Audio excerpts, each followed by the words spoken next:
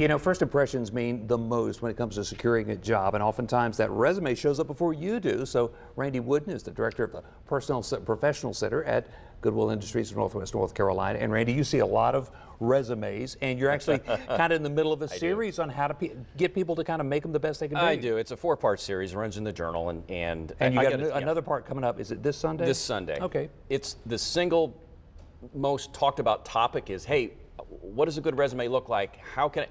And the answer is always, it depends. Okay, it depends on the person, I guess, and the job, right? Well, it does. And here's the thing. There are two kinds of resume. Actually, I could argue there are 3 kinds, but 2 kinds primarily.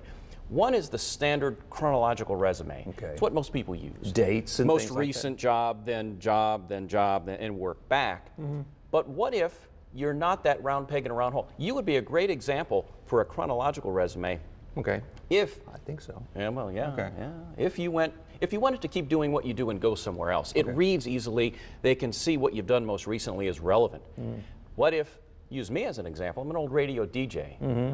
I was told at an early age that I had a face for radio. For radio, I've heard that before. Yeah. And so I went that direction.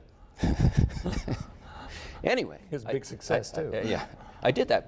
But now I don't put it on my resume because A, it makes me look older, and we'll talk about how far back to go in a moment, but also it's not relevant.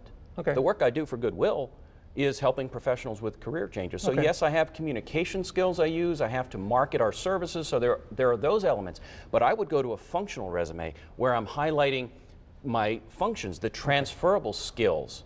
What you do and how that works with other skills, right? Is that correct? Yeah, and the third version of that is sort of having 2 chronological silos, and that's more detail that we can get into right now. But just know that all resumes, you have to customize them. You've got to be aware of how far back do you go, and that's another question that comes up, especially for workers that are maybe over 45, over 50, and they feel like, you know, is age all the way back. Yeah, right. how far back? And there's not a hard and fast rule, but generally about 15 years makes sense.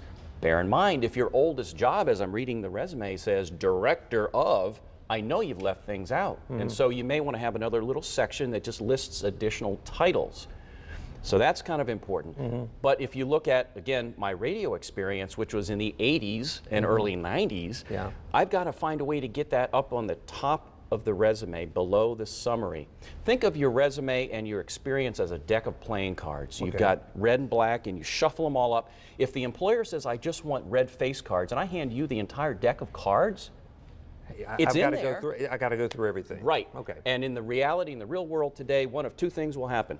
Either software looks at your resume and scans for relevance, so you've got to incorporate the keywords, and that goes back to the customizing, or somebody like me, buried in work, has 10, 15 seconds at most to look at your resume and see, is there something in there that catches my eye? Okay. And if there isn't, and you go lazy with a one-size-fits-all, chances are you're going to get overlooked. And you're going to get missed.